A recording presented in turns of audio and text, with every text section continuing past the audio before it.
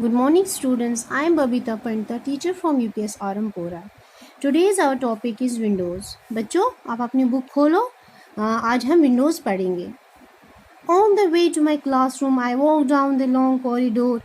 यहाँ पे जो ये लिखी है राइटर ने, उसका नाम है वेस मैगी. वेस मैगी कह रहे हैं जब मैं क्लासरूम के कॉरिडोर में चलता हूँ तो मुझे इतनी सारी चीज़ें दिखती हैं. कॉरिडोर छ आसान युस लॉन्ग पाथ आसान युस जीठ पाथ या तुम बुझ हेकियो वनित वहाँ से चलता हूँ तो मुझे बहुत सारी चीज़ें दिखती हैं.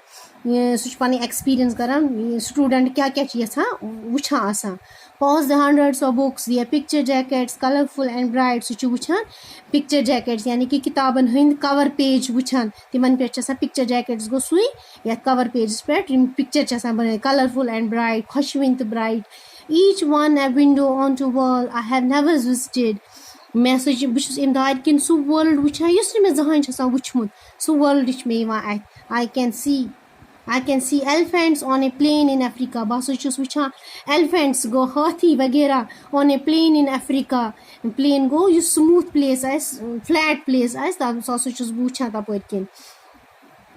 A jet airline cruising for above the white clouds. A jet airliner cruising go use ICSI distance मज पक अकई distance युस थाई सह airline अकई distance थयित पकान above the white clouds. बादलन पे तिम सफेद बादल तिमो पे पकान बस सह वुछान. Waterfalls, icebergs and cavemen fighting a saber tooth. Waterfalls बह वुछान, icebergs बह वुछान.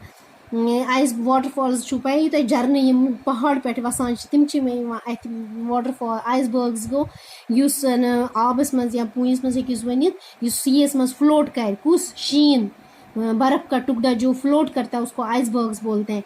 एंड केवमेन फाइटिंग सैबरी टूथ वनान यह वाइल्ड कैट यमिस तमिस ज दांद तिम कर्व ब्रुह कन ज दांद तमिस वन सैबरी कैट.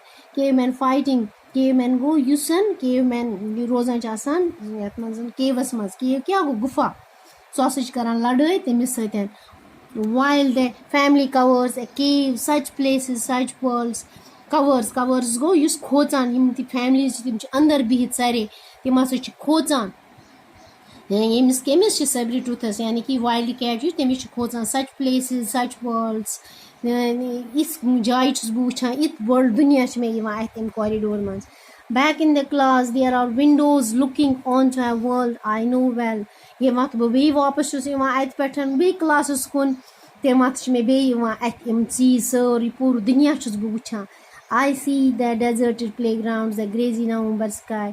बस वुछान deserted मतलब गो ये कहाँ ते लूक कोई पीपल नहीं रहता है. प्ले ग्राउंड्स बस वुछान खाली मैदान मे अत नवंबर में सिर्फ स्काई नवंबर अत.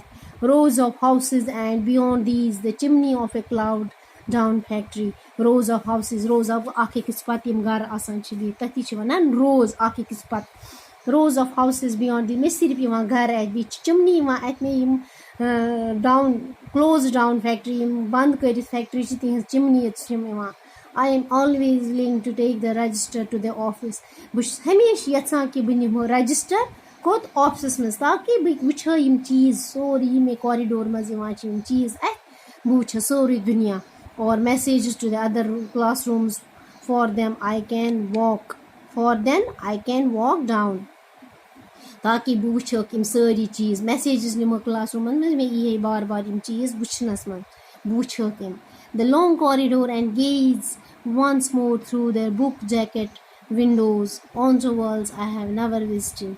दपान गेज मतलब गो कुन पे थी पूर नजर अथी पे मे नजरे हटान कह बहुत दपान बह पक सिर्फ अम कॉरिडोर मज मे वुछो यम चीज़ सिर्फ वुछो बह यम चीज़ मे यह सोरी दुनिया अत कॉरिडोर मज वुछान वारिया दुनिया. हमेशा बह गो सिर्फ आसन रजिस्टर निवान यह पूर पोइम हुंद मतलब लिचमज कम चीज वेस मैगी अत स्टूडेंट बनामुत तो यह सोरी वन अकिस स्टूडेंट सज इच्छा सोरी वन स्टूडेंट क्या यहां तम सह क्या यहां यह वनम ये विंडोस मज.